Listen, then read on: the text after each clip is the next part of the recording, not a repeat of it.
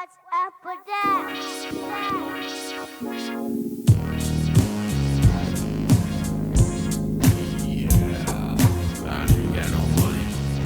Hey, welcome. We are now on the Mad Hidden Podcast. We are the ones that are going to tell what's pissing us off today. I'm John Madero, and this is my partner right here. Hey everybody, I'm Steve Hennessy.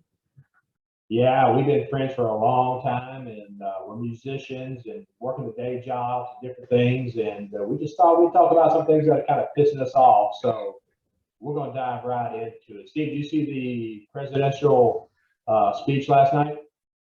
I actually didn't hardly even watch it. I figured, what the hell was the point? Yeah. But I've watched the news today on it, and it was about what I expected without even seeing it. You know. Yeah, I agree. I didn't watch it. I kind of watched the rebuttals, and I watched the Fox channel and see what they were thinking about it. And I don't get it. I really don't. You know, the Ukraine war is terrible right now. Biden will not shut off the oil and gas income. We're paying them daily to keep that machine going. I don't understand what he's doing. I really don't. Well, the man's a coward. I mean, plain and simple, I think the guy's a coward. He can't. Okay, the United States was supposed to test a Minuteman III rocket today to make sure that our long-range ballistic missile program is up to date and operational. Just a test. Everybody on God's earth knew about it. But the Defense Department canceled it as to not be alert the Russians that we may be testing a missile. I mean, they're bowing to that asshole. I mean, I don't understand the cowardice showed by this president. I mean, look at the president of the Ukraine. I mean, that man is in a bunker and out in the streets waving a damn butcher knife around, talking about, come on, I mean, it's the difference between their president and ours is just undeniable. And for anyone to say anything about this without, I mean, come on, Russia's been on that. They've been building up troops for 2 months. We couldn't send something to the Ukraine to help them. I mean, it's not like this shit started yesterday. Yeah, no, you're 100% right. That's what I heard. I think this actually started 4 months ago. To your point, that we should have jumped in and could have sent something over there to try to slow this down. But I heard last night or today there's a 40-mile convoy of Russian troops that are marching towards Kiev, and man, that is going to be a bloodbath whenever that starts over there. Dude, that convoy is trucks full of troops and like Stinger missiles and other stuff. It's 40 miles of trucks and artillery and tanks and all kinds of stuff. And it's been stalled for 2 days. Now, it wouldn't take the U.S. that much to shoot a couple of Stinger missiles over there and give them to Ukraine, the little shoulder-launched missiles. Let us start blowing up some of those trucks in that convoy. I mean, the Ukraine doesn't stand a chance. They're going to be destroyed. But I mean, for everybody else, I mean, come on, Germany and Poland and every dang body else is taking the lead on this thing more than we are. And I don't know. I just don't like the weakness in it. We don't have to send troops. I understand what's going on with NATO and us doing this and us doing that. But we sure as hell could do something.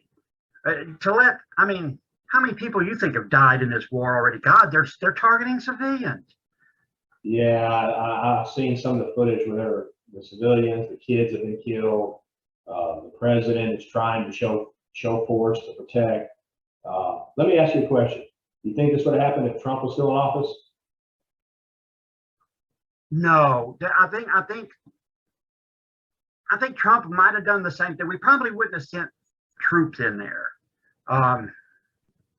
But we sure as hell would have helped build up their military. Because Ukraine's sort of in between a NATO ally and Russia. It makes it tricky for us to move troops into that region without looking like we're provoking a war.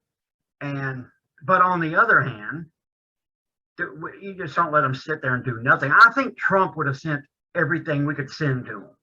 Armaments, tanks, planes, everything. We may have parked them on the border and said, here they are, come get them. but we would have helped them build. We'd have helped them build their military. I don't think Trump would have sat back for 4 months and did nothing. It's, you know, I don't know. It's just, I don't like the projection of weakness. And some of the clips I've seen of Biden talking from the State of the Union, he's sort of talking out his ass. You know, the whole world has done this and he's done that, and it's political commentary, and it's the same old bullshit we always hear. We're not, you know, if he was serious, we'd stop buying Russian oil.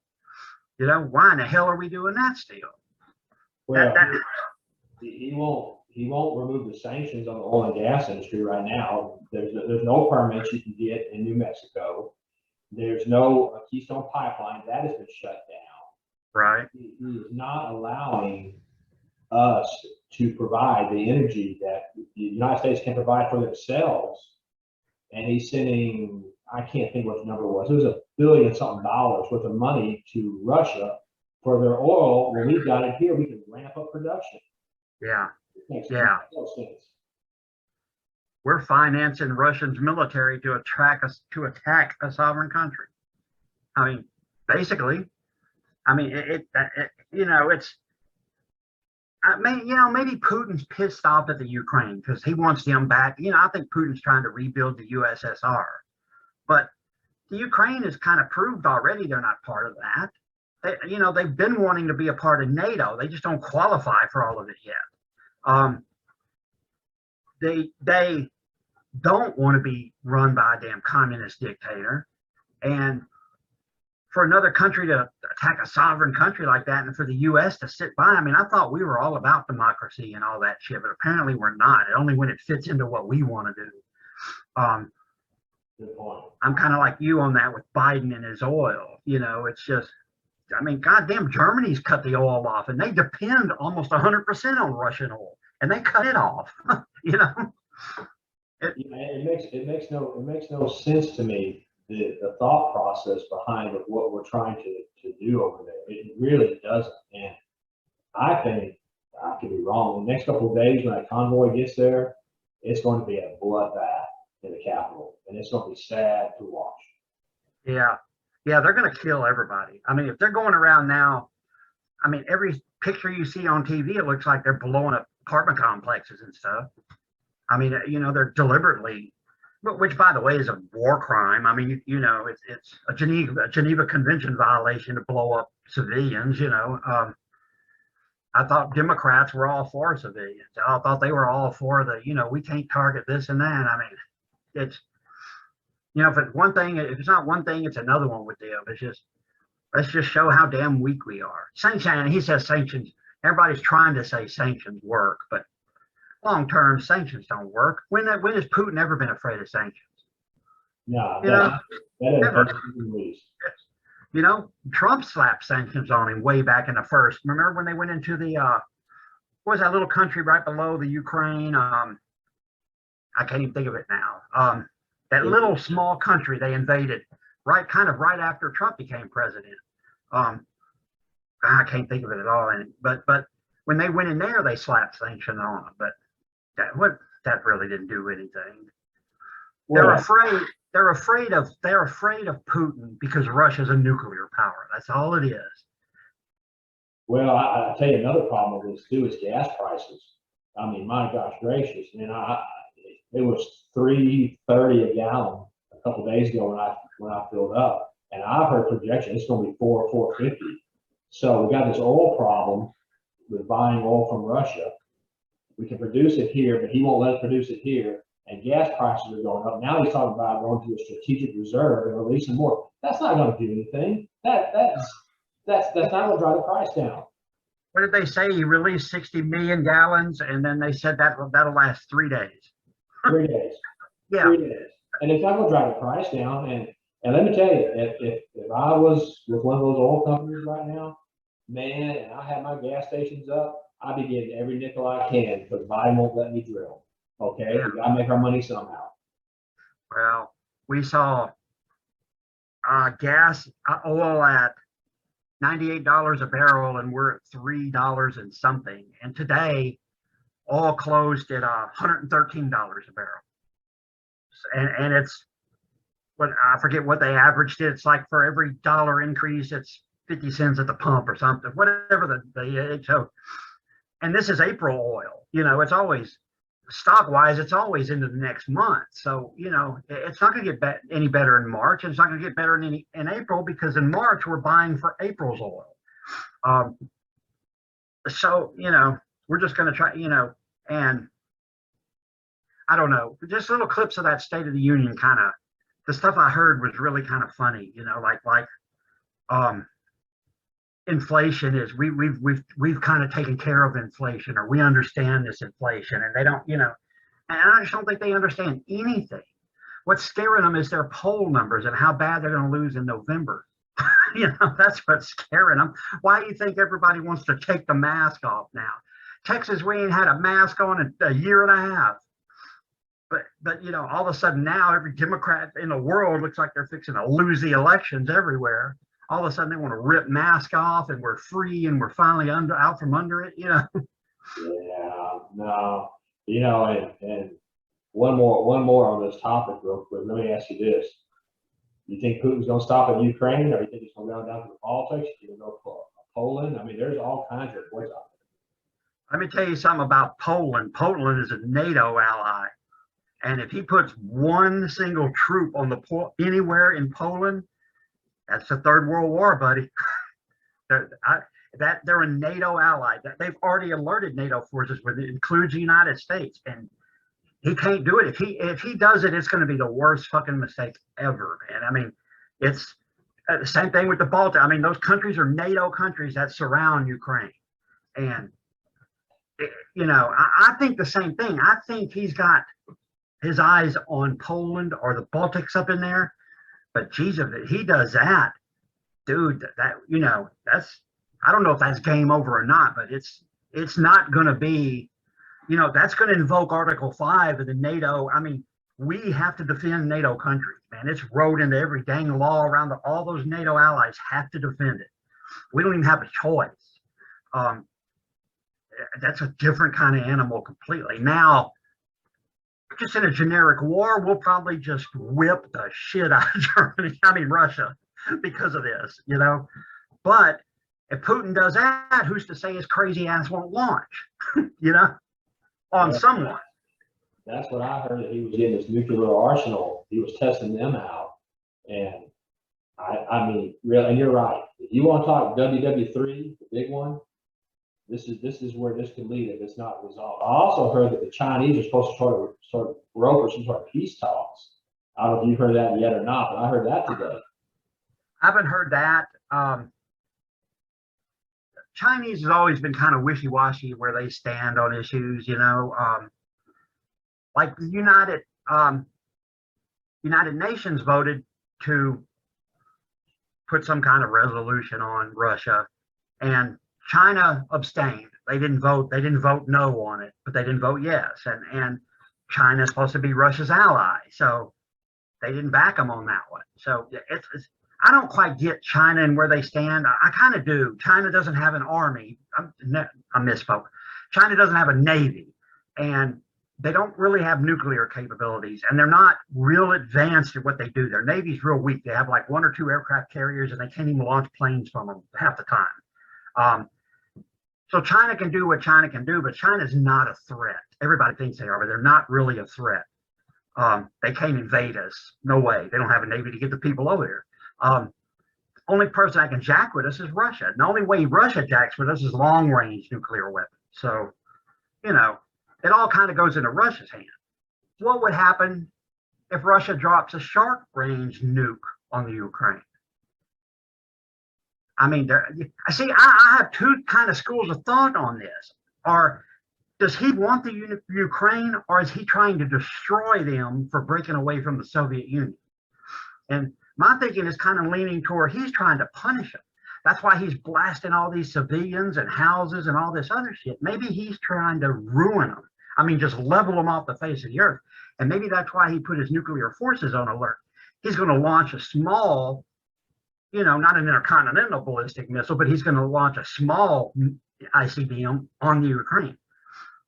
Where's the world stand if he does that shit? I mean, That's a kind of insanity you wouldn't even think you and me be sitting around talking about, you know? Not really. You know, and it's funny you brought that up.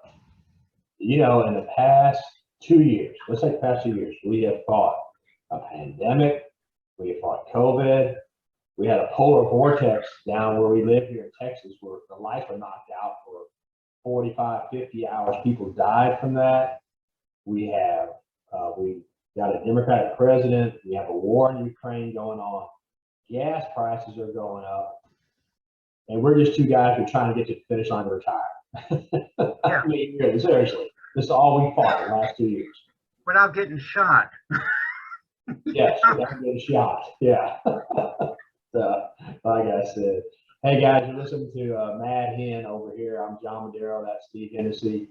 A little bit about us, real quick. We've been two musicians, good friends since we were teenagers, and we had an opportunity to make it big when we were young, and didn't quite get to the finish line. So we picked this back up about 7, 8 years ago. Steve got back in town, but one of the things I saw yesterday, and I said this to Steve, is that it was 49 years ago this week, Pink Floyd released Dark Side of the Moon. And to this day, I challenge anybody to put that on and tell me it sounds like it's 49 years old. Yeah. Yeah. Dark Side of the Moon is almost beyond the word classic now.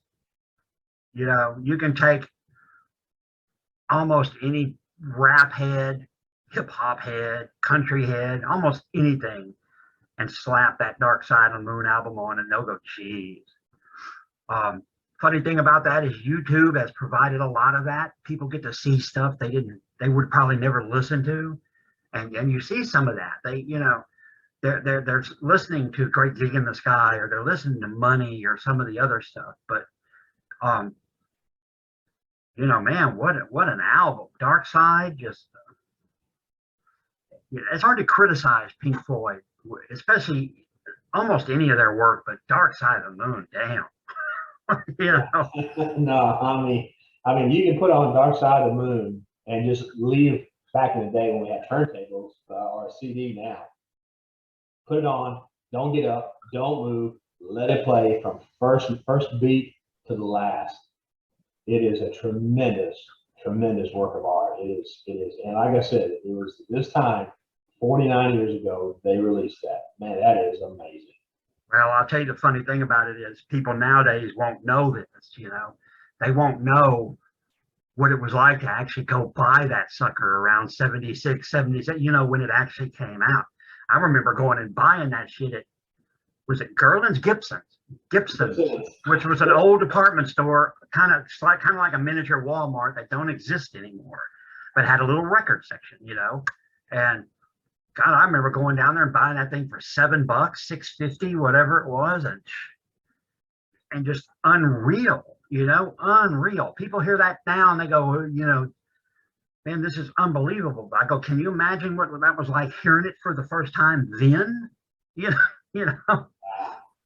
I heard an interview with David Gilmour. He said the only thing he regrets about Dark Side of the Moon is that he wished he could have listened to it for the first time when it was finished. Because since he recorded it, he knew what was coming out. But he said for anybody to put that on and listen to it, it's just amazing. I mean, it truly is. I've been able to see. I saw Roger Waters here in Houston when you go to concerts. Saw him. I never saw Pink Floyd during the day, unfortunately. But Australian Floyd or Brit Floyd or any of these cover bands, they do a really good job. But I'm telling you, if you have not ever heard it, that'd be amazing. Or if you just want to revisit it, put on Dark Side of the Moon. It's phenomenal. Yeah, well, I actually got to see Pink Floyd during the Animals tour in Houston, and believe it or not, Animals is probably my least favorite album by them.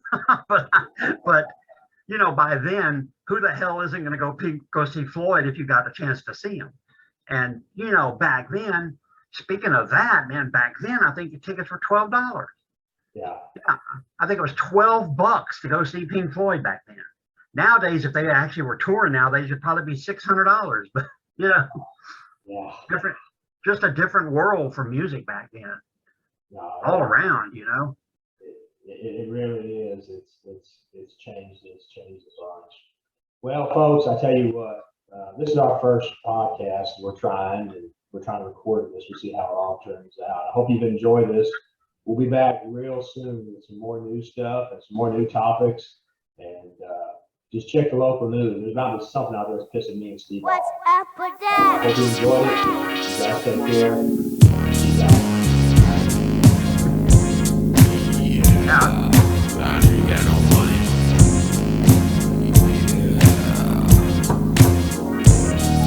I got no time and I got no money. And life's unfair and you think it's funny. I got no car and I got no truck. I'll walk everywhere, I'm just out of luck.